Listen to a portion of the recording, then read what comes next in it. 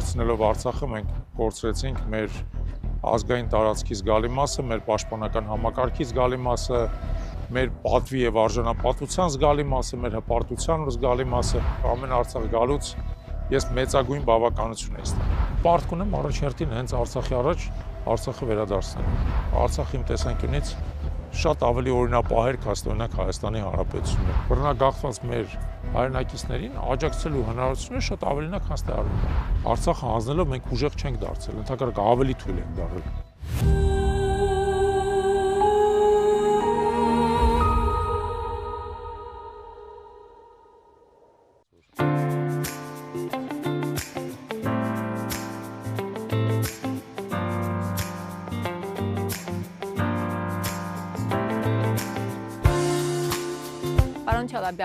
Դուք որպես ակտիվ հասարակական քաղաքական գործիչ հաճախ եք անդրադառնում Արցախին։ Արցախը միշտ եղել է ձեր ուշադրության կենտրոնում, միշտ զգացվել է, թե ինչպիսի առանձնահատուկ վերաբերմունք ունեք Արցախի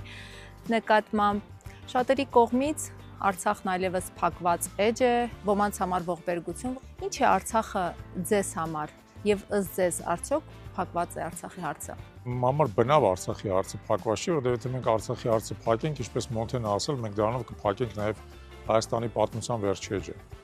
Հիմա կան որոշակի մարդիկ, որոնք մտածում են, որ ընդհակառակը Արցախի հարցը փակելով մենք Հայաստանին ինչ-որ հավելյալ ոնց որ բան ենք տալիս, կենսունակություն ենք տալիս, ուղիղ հակառակն է մեր կարծիքով։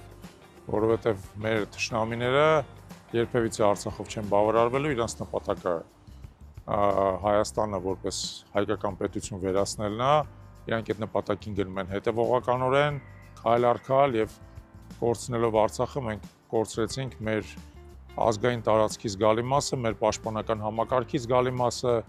մեր պատվի եւ արժանապատվության զգալի մասը, մեր հպարտության զգալի մասը, շատ բաներ, որոնք մեզ միասին վերցած ազգ են պահում եւ մենք չպետք է այդ կորուստի հետ համակերպվենք։ Ընդհակառակը այդ կորուստը վերականգնելը, Արցախը վերադարձնելը պետք է դառնա մեր ազգային կյանքի կարևորագույն միավորող գործոն, մենք տենց ենք կարծում, ավելին ձեզ ասեմ շատերն են տենց կարծում։ Ուղղակի կա այս պահին Արցախի կորուստի տրավման եւ նաեւ վտանգի զգացողությունը, որ ընդհանուր առմամբ վտանգը նաեւ Հայաստանի վրա է կախված։ Նույնիսկ շատերը մինչեւ վերջ պատրաստ չեն այս պահին ենթադրենք ամբողջ ուժով լծվել Արցախի վերադարձի հարցին։ Բայց ես համոզված եմ, որ այդ հարցը վերադառնալու է մեր օրակարգ, աստիճանաբար մարդիկ ուժ, կարողություն զգալով, վերականգնելով կորուստները եւ անձնական, եւ հոգեբանական, եւ ինստիտուցիոնալ կորուստները, որոնք տեղի են ունեցել, մենք աստիճանաբար վերադառնալու ենք խնդրին, որ Արցախը պետք է վերադարձվի։ Անկեղծ ասած, նույնիսկ արդեն չեմ հիշում, առաջ անգամ ես երբեմն Արցախ այցելել։ Հիշում եմ, որ սկզբից գնում էինք Բերձորի ճանապարհով, այդ ճանապարհին զահավոր դուրս չէր գալի, որովհետև շատ մռայլ լեռներով էր գնում, ոլորաններով եւ այլն։ Հետո երբ որ բացվեց Քարվաճարի ճանապարհը, որը շատ ավելի գեղեցիկ է ինչ-որ իմաստով, ավելի վեհասկանչ տեղանքով անցնում, ճանապարհին անցնում ես անպայման դադիվանքով, իմ համար եւ ավելի կարճ է ճանապարհն է, իմ համար Արցախ գնալ գալը դարձավ ինչ-որ իմաստով եւ ավելի հեշտ եւ ավելի գրավիչ եւ ամեն Արցախ գալուց ես մեծագույն բավականություն եմ ստանում, մեծագույն բավականություն, որովհետև քո աչքով տեսնում էիր ազատագրված հողը, տեսնում էիր ինչպես են վերականգնվում շենանում, ինչպես են բարերարները վերականգնում մեր վանքերը, գյուղերում դպրոցներ կառուցում, ոմանք նույնիսկ հյուրանոցներ, ենթադրենք գործարաններ եւ այլն, եւ աստիճանաբար հողը շունչ է ստանում, մարդիկ լավացուցիչ վստահություն էին ստանում,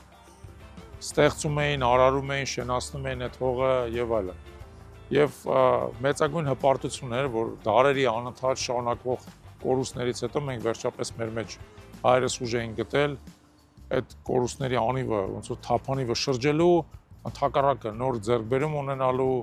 ստեղծելու, առաջ գնալու եւ այլն։ Այդ իմաստով Արցախի կորուստը ոնց որ այդ մեր ազգային իդեալի փլուզումն էր, փշրումն էր, էլի այդ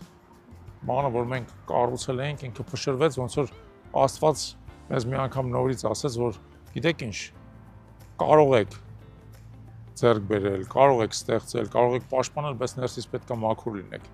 Հենց սկսում եք ներսից մեղքի մեջ թաղվել, իսկ ես կարծում եմ մենք ահավոր մեղքի մեջ ենք թաղված։ Հենց սկսում եք մեղքի մեջ թաղվել, ձեր ունեցած Աստված ձեր ձեռքից տանում է, ինքը ձեզ շնորհում է որպես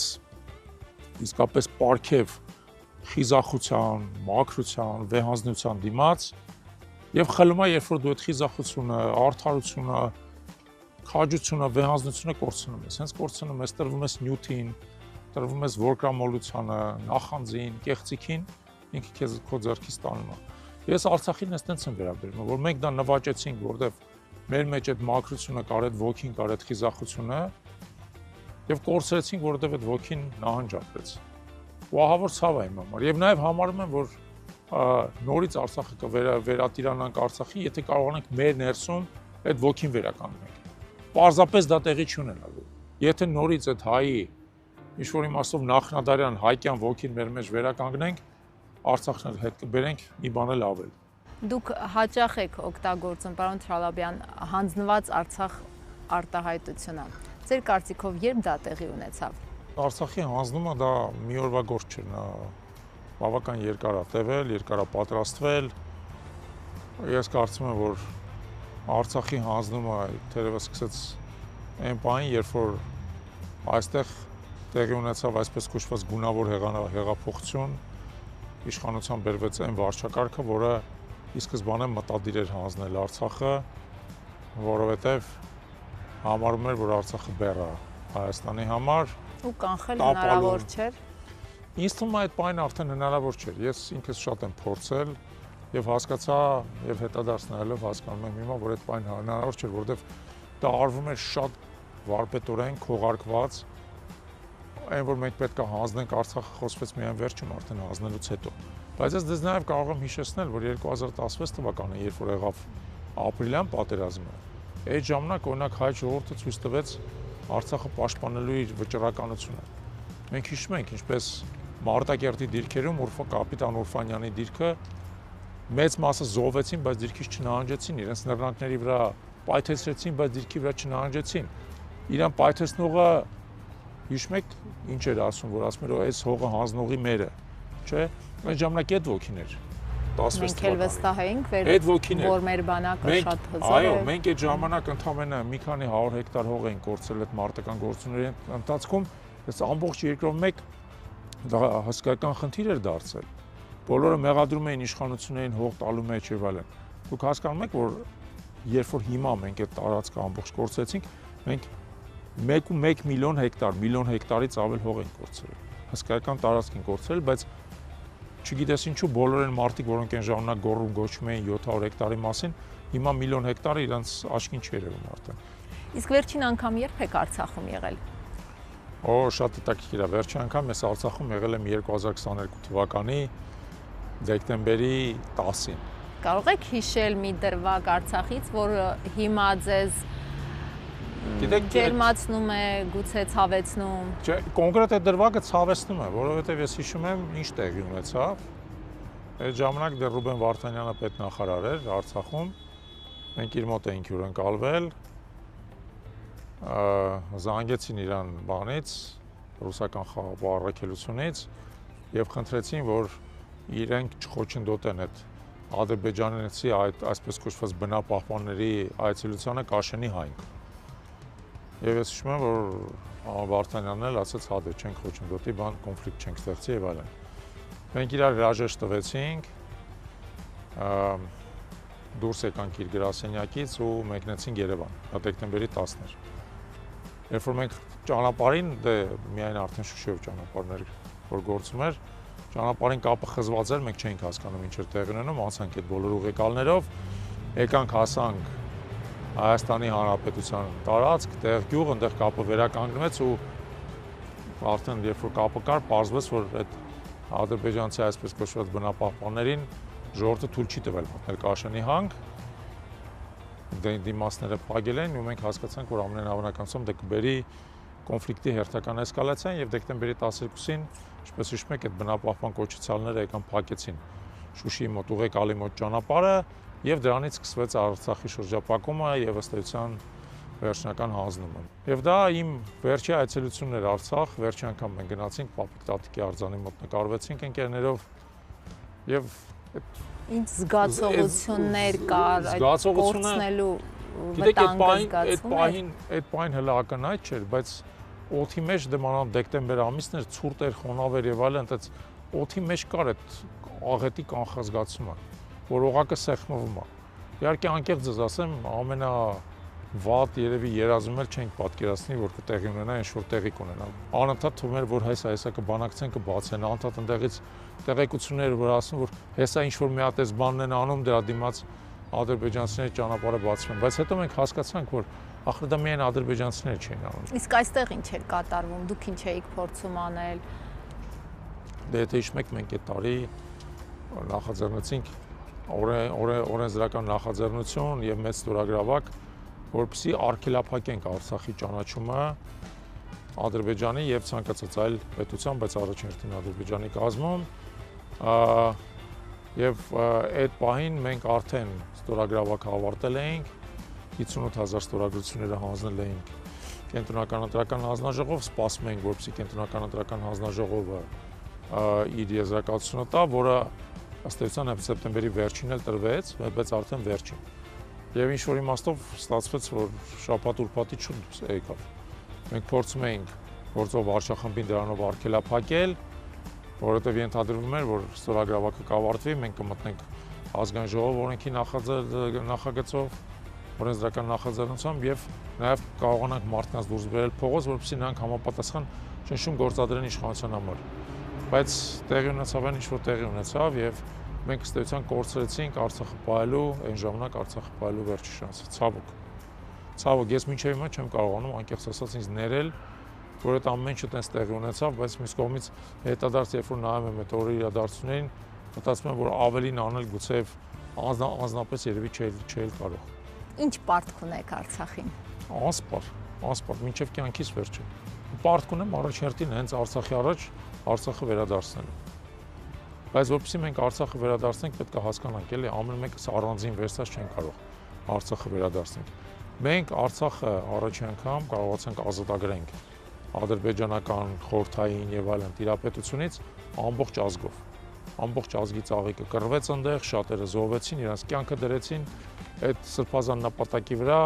եւ դա տեղի ունեցավ։ Իմիջիայլոց ասեմ ձեզ, որ ովքեր որ չեն կռվում, այստեղ շարունակում էին, օրինակ Հայաստանում էլ Արցախում մարդիկ բացարձակ շրջափակման պայմաններում էին ապրում ռմբակոծության տակ։ Հայաստանում ռմբակոծություն կար սահմանամերձ շրջաններում, օրինակ Կապանում կամ ենթադրենք Նոյեմբերյանում, Շամշադինում եւ այլն,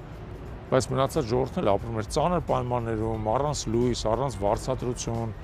ամբողջ էկոնոմիկան կանգնած էր, որպեսզի մենք կարողանանք Արցախը ազատագրենք։ Իսկն բոլորը համատարած, ովքեր այդ ժամանակ ապրել են Հայաստանում եւ Արցախում, յուրաքանչյուր ինչ որ բան դրել է այդ զոհասեղանին, որպեսզի մենք Արցախը կարողանանք ազատագրել։ Արցախի հաջորդ ազատագրումը ելի պահանջելու է որոշակի համազգային համախմբում, որոշակի զոհողություն, որպեսզի մենք կարողանանք կորցրածը հետ բերենք։ Այդ կորցածը հենց հեշտ չի բերվում։ Նորից էլի այդ պարգևը Աստված տալիս է խիզախների։ Կորսված տուն, վերապրած արժեք, թե նպատակ։ Որ գաղափարը պիտի ավելի ամուր դրվի, հետագայում ավելի շոշափելի դարձնելու համար։ Բարդ հարց եք տալիս, որովհետև տարբեր մարդիկ տարբեր կերպ են անցալում։ Ես օրինակ շատ արցախցիների հետ եմ խոսել այս ընթացքում, որոնք ասում են, որ իրենց համար Արցախ վերադառնալը կարևոր է շատ, որովհետև Արցախը իրենց հարազատ տունն է, հարազատ օջախն է եւ նկատի ունեն ոչ միայն որպես բնակարան, որում իրենք ապրում են, այլ այն համայնքը, այն միջավայրը, որում իրենք ապրել են, կայացել են, որում եղել են բազմաթիվ հարաբերություններ, որում եղել է միջավայր, որում եղել են նախնիների գերեզմանները, եկեղեցիները, որում աղոթում ես, դպրոցները, որում երեխաներն են սովորում, փողոցներն ու այգիները, որում դու քայլում ես, գործարանները, խանութները, գրասենյակները, որում աշխատում ես, այն ամեն ինչը, որը միասին դարձնում ես կենթանի արարած եւ դառնում է կյանք մարդկային։ Ուստի իրանց համար շատ կարևոր է վերադառնալ այն կյանքին, որ իրանք այնտեղ թողել են, բայց բացարձակ իմաստով 100%-անոց վերադարձ երբեք չի լինի։ Համայնք կարծում եմ, որ միևնույն ժամանակ մենք Արցախին պետք է վերաբերվենք որպես նաեւ ապագայի նպատակ։ Դու չես կարող վերադառնալ անցյալ։ Եվ պատմությունը ինչ որ իմաստով ասած պարորաձև է զարգանում։ Եթե մենք վերադառնանք Արցախ, մենք վերադառնալու ենք ոչ թե այնտեղ ինչ որ թողել ենք, այլ պետք է վերադառնանք, շենացնենք, նորը ստեղծենք։ Իդեպ ասեմ ձեզ, որ ստեղծենք ավելի լավ Արցախ։ ավելի լավ Արցախ, որ ունի ավելի դինամիկ էկոնոմիկա, որում չկային այն ֆեոդալները, որոնք կային նախորդ Արցախում եւ որոնք ինչ-որ իմաստով քամում էին Արցախի արունը եւ դրանով նաեւ շատ բաների վնաս տվեցին իդեպ։ Այն Արցախը, որը շատ ավելի արագ է զարգանում, ավելի կրթված է, միևնույն ժամանակ օրինակ Արցախի տեսանկյունից շատ ավելի օրինապահ էր, քան օրինակ Հայաստանի Հանրապետությունը, շատ ավելի կազմակերպված էր, շատ ավելի զգոն էր, շատ ավելի պատրաստ էր թշնամուն դիմագրավելու, այդ իմաստով զգում էր վտանգը, շատ ավելի այտենց վտանգի զգացողությամբ էր ապրում, քան Հայաստանի Հանրապետությունը, եւ այդ Արցախի այն հատկանիշներն են, այն հատկություններն են եւ Արցախի հասարակության, որը ամեն գնով պետք է պահպանել։ Ամեն գնով պետք է պահպանել եւ այդ իմաստով ապագայի Արցախը ոնց որ պետք է փորձի իր մեջ ներառի եւ այն լավագույնը, ինչ որ եղել է։ Եվ նաեւ ինչ որ չափով ձերբազատվի այն վատից, ինչ որ կար։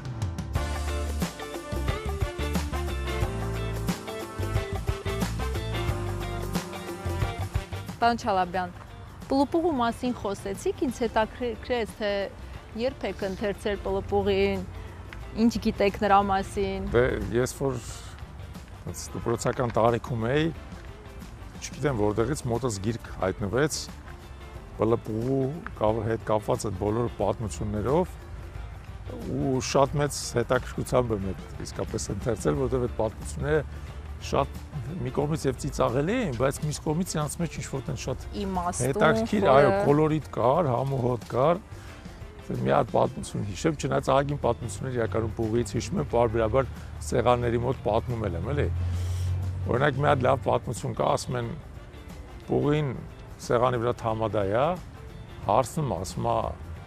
գինին մարդավարի բան անեմ լցնեմ, թե աստվածավարի։ Մարդիկ մտածում են, ասում են աստվածավարին երևի մարդավարից լավ է, էլի, աստվածավարից։ Մոտենում է առաջին մարդուն, գինին լցնում է իրան էլ է լցնում, կենաց է խմում, ասում է հաջորդին, գինին լցնում է այս հյուրին, հետո լցնում է իրան, կենաց է խմում, ասում է հաջորդին, ինչ-որ տեղից ասում են, հոп, էս ինչ եղավ, մենք ամեն մեկս մի բաժան խմեցինք, դու արդեն 10 բաժան գինի խմեցիր։ Ասում է, բա աստվածավարին տենց է։ Մեկին շատ է տալի, մնացած բոլորին քիչ։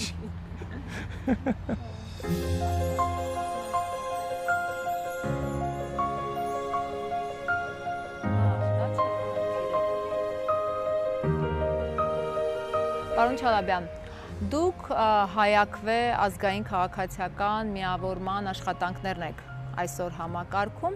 եւ Արցախը որպես քաղաքական թեմա առաջ մղելու ինչ ճանապարհ ունի հայաքվեն։ Գիտեք, հայաքվեն ստեղծվեց հենց Արցախի պաշտպանության նպատակով առաջին հերթին 2023 թվականին եւ մենք կարծում ենք, որ որպես քաղաքացիական նախաձեռնություն մենք կարող ենք մեր ուժերի ներած չափով իսկապես Արցախի իրավունքները պաշտպանել, նաև Հայաստանի ներսում ընթացքում աստիճանաբար համոզվեցինք, որ դա մի քիչ չափազանցություն էր մեղմ ասած, որպեսզի Արցախը աշխարհաքաղաքական մեծ խաղի կիզակետում գտնվող իրականում տարածք է եւ այն ինչ որ տեղի ունեցավ Արցախի հետ պայմանավորված է նաև այդ հսկայական աշխարհաքաղաքական շահերի բախումով Վաշինգտոնից մինչև Պեկին։